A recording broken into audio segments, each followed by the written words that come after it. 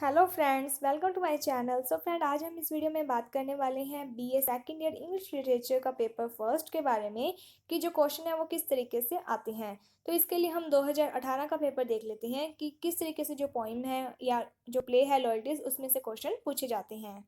तो यहाँ पर जो क्वेश्चन है पहले वेरी शॉर्ट क्वेश्चन है, जैसा कि इसमें 5 ही क्वेश्चन आते थे 2018 के पैटर्न में। बट नाउ जो पैटर्न है वो चेंज हो चुका है, अब 10 क्वेश्चन आते हैं।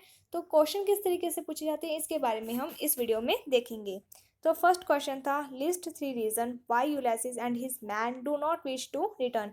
कि ऐसे कौन से 3 रीजन हैं जिसके कारण यूलेसिस और उसके साथ जितने भी लोग आए थे वो उस लैंड से वापस नहीं जाना चाहते थे। तो ये आपका जो क्वेश्चन है ये first point the lotus eater में से आया हुआ है। इसके बाद सेकंड है, हु इज रवि वैन एल्जरा। तो ये जो क्वेश्चन है वो आपकी थर्ड पॉइंट में से आया हुआ है। थर्ड क्वेश्चन है, what does Margaret mourn for in the poem spring and fall. तो ये जो पोइम है स्प्रिंग एंड फॉल, इसी में लास्ट लाइन है मार्गेट मॉर्न फॉर, इसका मीन्स आपको इसमें एक्सप्लेन करना था।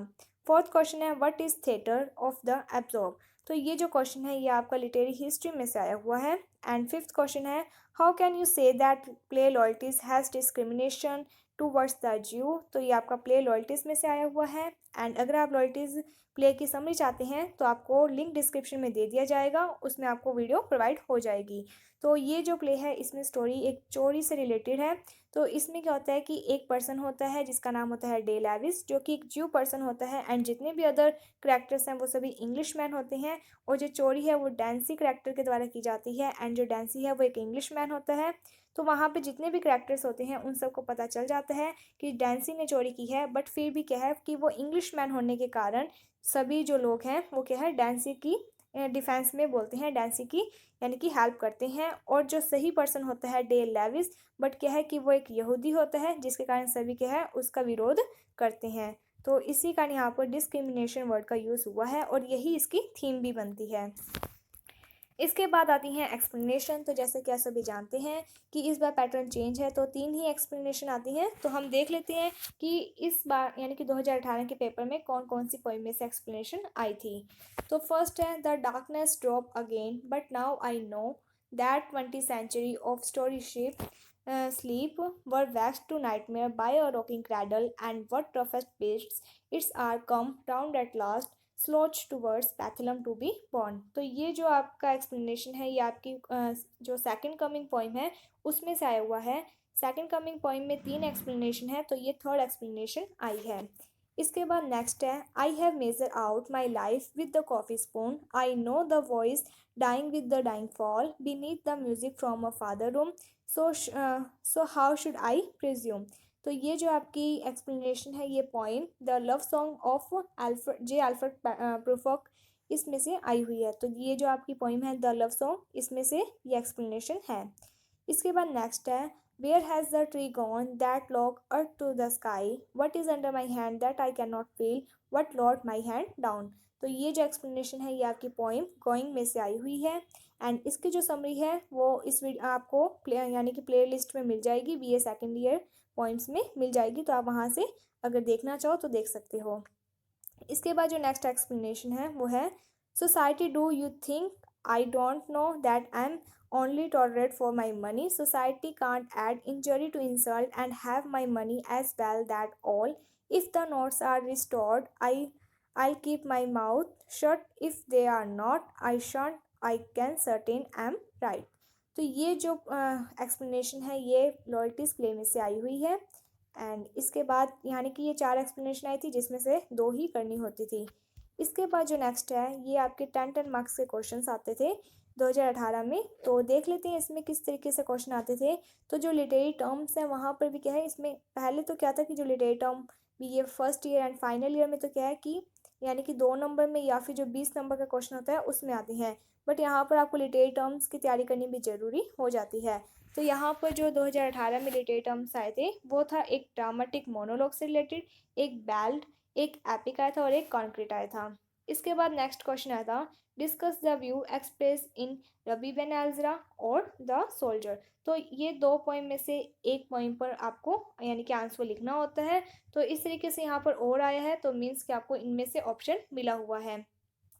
तो इसके बाद नेक्स्ट क्वेश्चन था, justify the title of the play loyalties.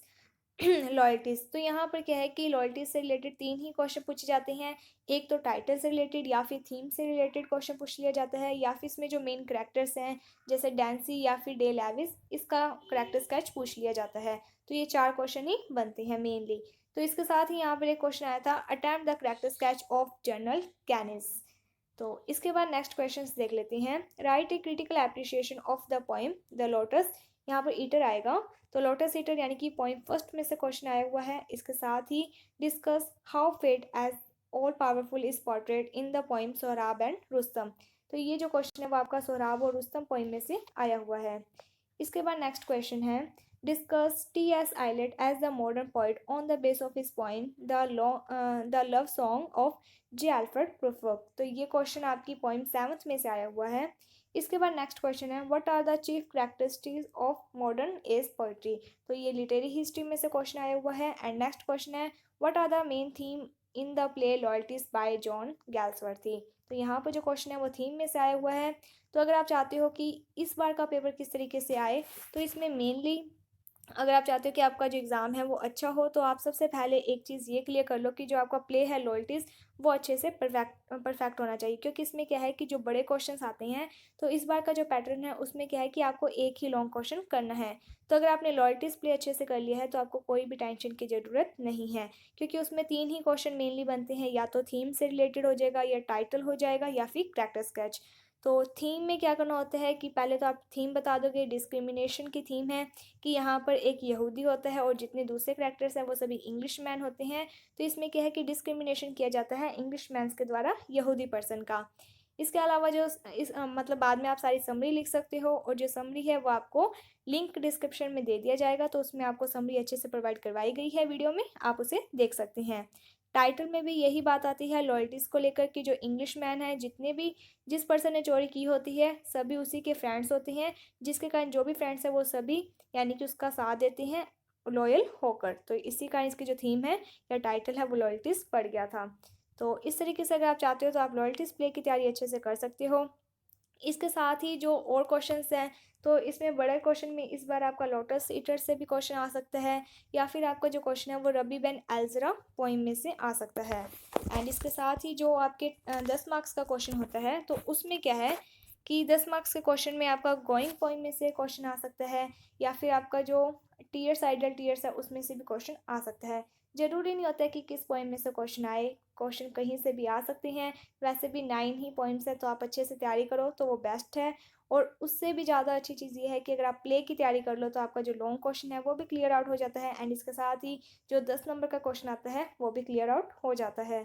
सो इस पैटर्न के अकॉर्डिंग अगर आप क्वेश्चन देख सकते हैं कि किस तरीके से पॉइंट में से क्वेश्चन आते हैं, तो क्रिटिकल एप्रिसिएशन में क्या होता है कि हमें सबसे पहले लिखना होता है introduction, then subject matter of the poem. उसके बाद अगर लिटरेरी टर्म्स वगैरह यूज़ हुए हैं तो उसके बारे में आप लिख सकते हो, थीम के बारे में आप लिख सकते हो। तो क्या होता है क्रिटिकल एप्रिसिएशन में आपको पॉइंट्स बनाकर लिखना होता है। सो होपफुली आपको ये वीडियो अच्छी लगी होगी। अगर आपको ये वीडियो अच्छी लगी है तो like my video, subscribe my channel. Thank you friends for watching my video. Thank you.